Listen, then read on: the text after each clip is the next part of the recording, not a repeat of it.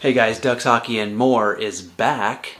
We're going to be talking about the NHL Ducks and their absolutely horrible losing streak, the referees, dare I say any more, and some trade rumors that are floating around as things start to heat up and we get into next year. 2024 is right around the corner. Stick around for this one.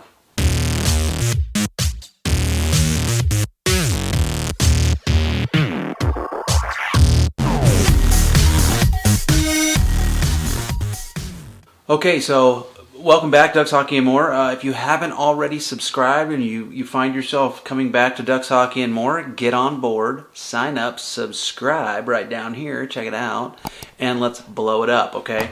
Help me do that because I need your guys' help to do it. Don't forget to smash that like button and comment. Leave me comments. I love hearing your guys' comments. So listen, I wanted to talk about the Ducks and this absolutely horrible losing streak. We're 1-9 in our last 10. We've been 1-9 in our last 10 for quite a while now. The one win coming in a Colorado game where we won in a shootout, thanks to Leo Carlsson and his heroics. My new favorite player on the Anaheim Ducks, Leo Carlsson. The guy is money. Look, I mean, it's just becoming normal place now when you watch an Anaheim Ducks game that they're probably going to lose. And you know what's funny is it's not because they don't play well. It's not because the effort's just not there, or it just seems like the coaching sucks like it did last year with Eakins. It's just they find a way to lose somehow. And people keep talking about, well, it's a young team and they're learning from this. And there's a lot of truth to that, absolutely. But this team has shown that it can win.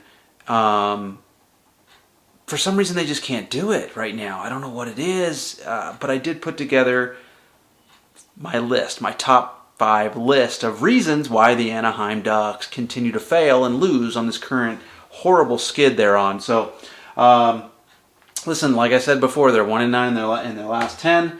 But here we go. Let's just do this. 5 reasons, top 5 reasons, 5 fingers, 1, 2, 3, 4, 5, that the Ducks cannot get out of this funk, and they need to turn around at least, I would say, 3 of these 5 things that I'm going to mention right now to get back into the win column and start winning games. So let's start with number 5. Okay, lack of chemistry. Okay, there's a total lack of chemistry on this team. For multiple reasons. One of the biggest glaring reasons that there's a lack of chemistry is the fact that there's a lot of players injured and in and out of the lineup. There's no real consistency. You're starting to see some chemistry develop between that top line of Carlsson, Killorn, and Terry. The more they play together, the more you see them starting to generate that chemistry and starting to see each other. Carlson's vision on the ice is unreal. And Killorn's play has picked up and he's getting more scoring chances. Troy Terry had a goal the other night. It wasn't a lucky bounce goal, but he got on the board. He needs to shoot more. He needs to start putting the puck in the net and get his confidence back. But that line is starting to develop better chemistry because they've been together now for a while. But same with the second line, where it used to be McTavish, Strome, Vetrano. Well, the McTavish injury has hurt that chemistry. Him coming back and reinvigorating that second line is huge, I think, is going to make a big difference for this team moving forward. Then you go to the third and fourth lines where the chemistry just doesn't really exist. In and out. Leeson's been moved all over the place. Carrick, Johnson, it's just like we need to stick with a certain, line members. Okay, yes, you're going to have to substitute players because of injury. I get it. But honestly, I feel like that's got to be already set in stone. Like if you're injured, you're going to step in, and during practice, you slide these different players in there just so that they can see what it's like to play with them. So they get that look of what it would be like to have different players line in. But ultimately, you keep those lines together as much as possible. Yes, you do have to do some line shuffling and player shuffling to figure out where the best chemistry is. Absolutely. But by now, we should be there. Okay, we should have that, and we just don't see it, right? So chemistry is a big deal.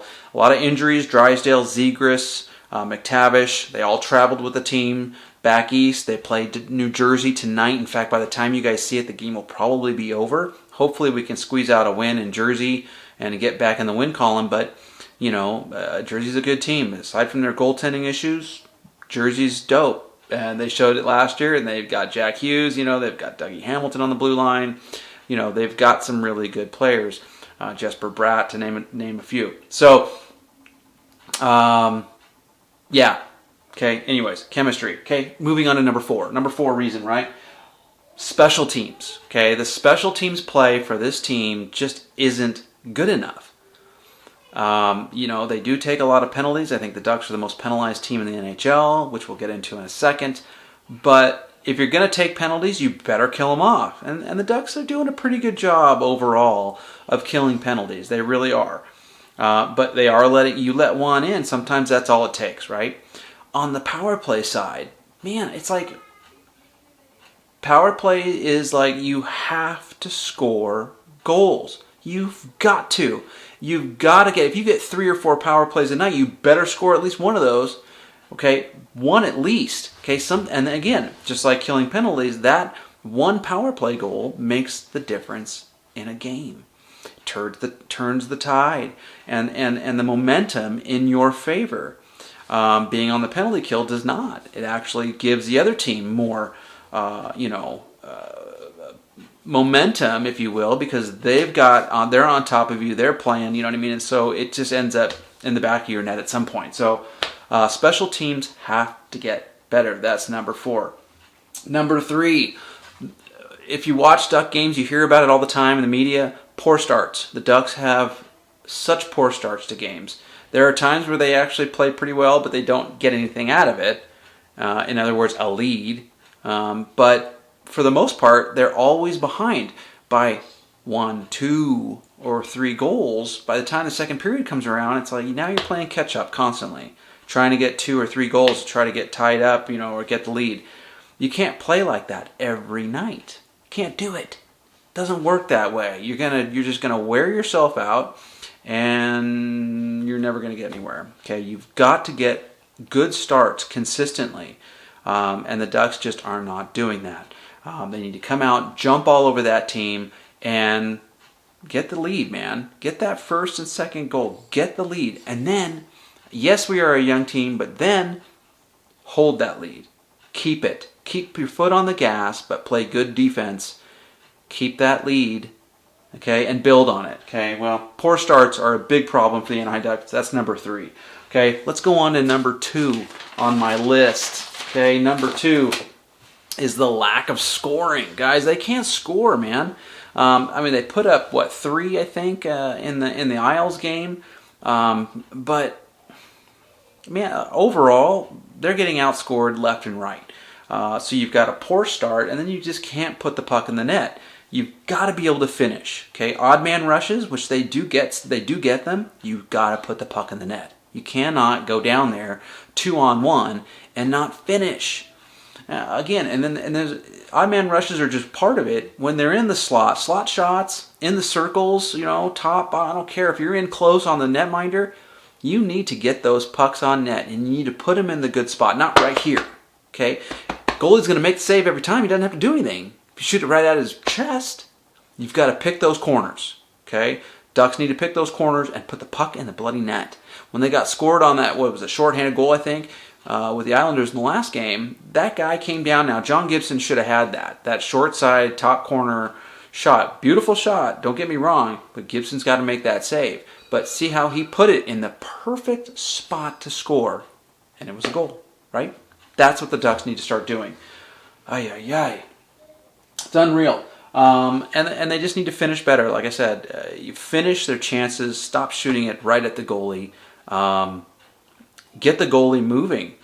Better passing when you're down the O-zone. Get the goalie moving side to side. One-timers, you don't see a whole lot of that from Anaheim. Sometimes you do on the power play. We need to see it 5-on-5. They play really well 5-on-5. They compete very well with other teams. They just don't get good enough chances to put the puck in the back of the net and finish, right? So there you go. Now, number 1 reason, okay? Big problem right now in the NHL. Big problem for the Anaheim Ducks are the officiating and the referees. It has been extremely bad this year, extremely lopsided. Okay, Ducks fans, you watching these games, you know, okay, you've seen this. The officiating is just shit. Okay, it is shit. The fact that they call certain penalties, okay, but not to the other team. So, in other words, the power play penalty kill lopsidedness for the Anaheim Ducks, they're killing penalties more than they're on the power play.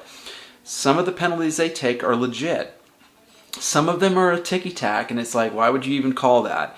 And then you look on the flip side of that, the officials are not making calls to the opposing team, and so the Ducks don't get those opportunities. Take, for example, there are tons, but I'm going to take an example from the last game in the Islanders, when they played the Islanders. Gudis, okay, he didn't do anything, okay? He put his hand out, okay, to stop an Islanders player, I think it was Gaudreau, to say, hey, we're good, and that player checked him. Put two-handed boom, right? Now, it didn't knock him over or anything crazy, but Gudis was like, are you kidding me? And gave him a little slash, right? Well, the referee comes along and gives Gudis the 2 minutes. Well, what about Gaudreau? That play should have been evened up. The fact that the referee decided, nope, we're going to send Gudis and that's all you get.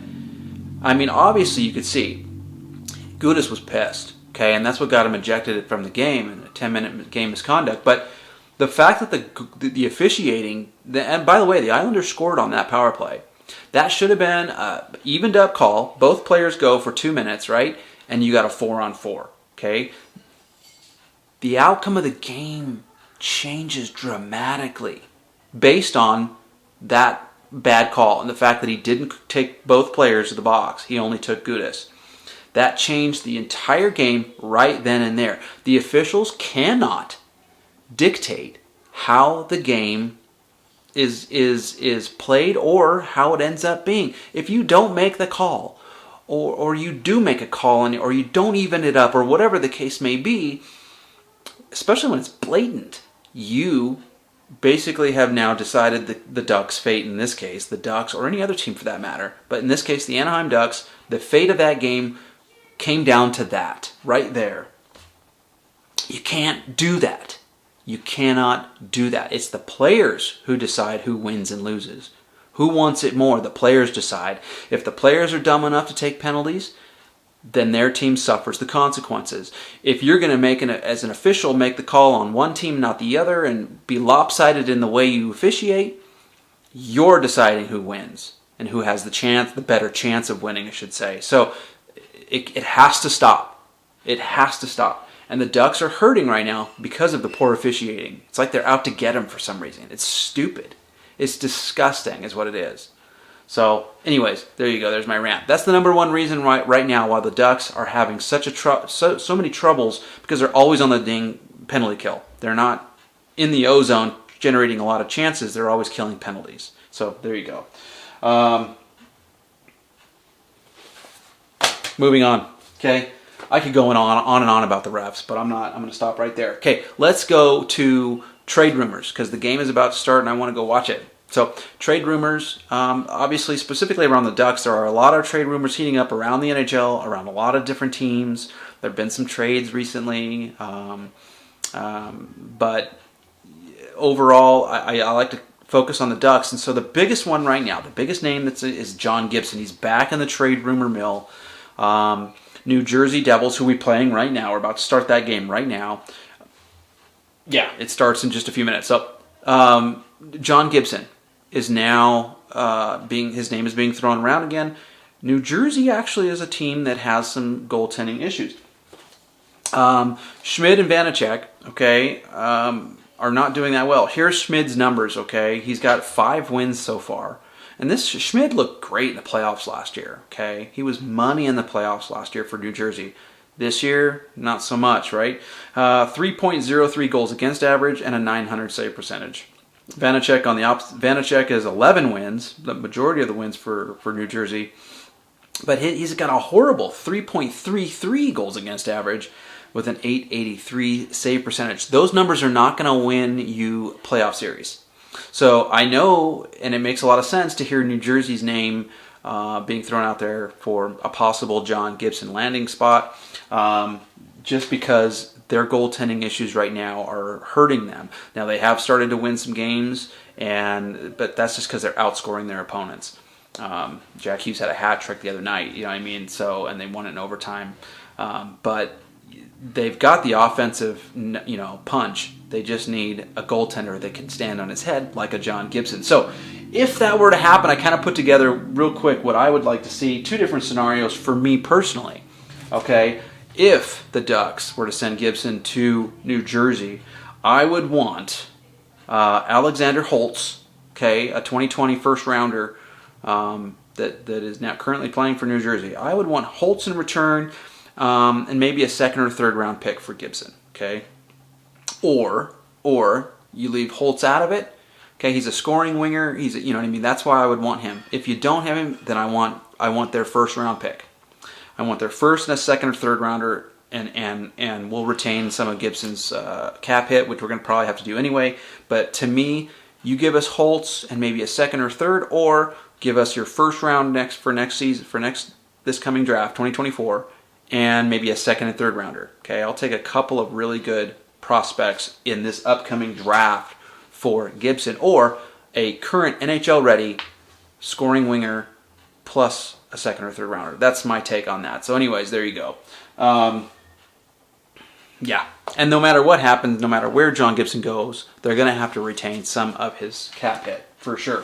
Another player on the Ducks that is also mentioned in some rumors is Ilya Lyubushkin. He's pretty inexpensive. I think he's got a 2.75 cap hit, and he's not a scoring defenseman, but he's a solid stay-at-home guy. He blocks shots like no other. He's a good defenseman to have on your team. Okay, you've got to have a mix of offensive weapons on the blue line as well as your stay-at-home shot blocker type guys. Lyubushkin brings that. I liked this trade that the Ducks made when they brought him over, but I knew, knowing that he's on this is the last year of his contract, he would probably be dealt by the trade deadline, if not before. So his name is now being thrown out there. I've heard his name mentioned in a possible John Gibson trade to New Jersey to throw in Lyubushkin as well. Or maybe even something like the Toronto Maple Leafs might be interested in Lyubushkin to solidify their blue line and make them a formidable, more formidable on the, when it comes to defense, let's put it that way, because they have the offensive weapons. Their defense is where they need some help. And so Maple Leafs have been mentioned in Lyubushkin, but Toronto's looking at a lot of different options when it comes to the blue line. Lyubushkin's just one of those. So, and then we know that Jakob Silfverberg and Adam Henrique, they're both UFAs. They're both UFAs at the end of this year. They will more than likely be gone. So chances are we'll retain part of their salaries. They are paid quite a bit, but I don't expect them to be around. Expect the Ducks and Pat Verbeek to make some moves, move them, and get younger, faster, stronger, with some more prospects or something like that. But I'll tell you right now, what the Ducks need more than anything, okay, are the refs to get off their ass and start calling games better. And they need to go out and trade and get themselves a solidified scoring winger. Okay? A scoring winger that can put the puck. I want a guy that can put 25 to 30-something goals in the net every year. Okay? Every year. Okay? Who's a threat every time he's on the ice. Okay? That's what we need. We can't keep waiting for these guys in the draft picks that we've got, and they're in the prospect pool to hopefully that they turn into something. No. Go out and sign one. We have the money, we have the assets. Go get a William Nylander. Tell Toronto, hey, give us William Nylander. Pay the man $11-something million a year. Fucking A, man. Bring that guy to Anaheim. Okay? Now you've just made the team a legitimate, solidified, playoff-bound team. Just by adding somebody like that. Okay? We have the centers. We have the defensive, prowess coming up through the system. You know what I mean? I'm not worried about defense so much, but I feel like Lucas Dostal is the future. I really do. But we need a high-scoring winger. Go Go get them, Verbeek. Go get us a high-scoring winger so we can start winning some games. Anyways, hey guys, thanks for watching. Don't forget to subscribe down below. Tell me what you think, too, in the comments. And smash that like button. Help me blow it up. Check down below, too. Check in the description, whatever, for a link to... hopefully I'll have it there for Ducks Hockey and More merch. Mainly, I've got some hoodies that I'm working on, so look for that too. If it's not there, I apologize. I'll put it on the next video. But like always, I love talking to you guys about hockey, especially Ducks hockey. Thanks for watching. We will see you on the next one. See ya.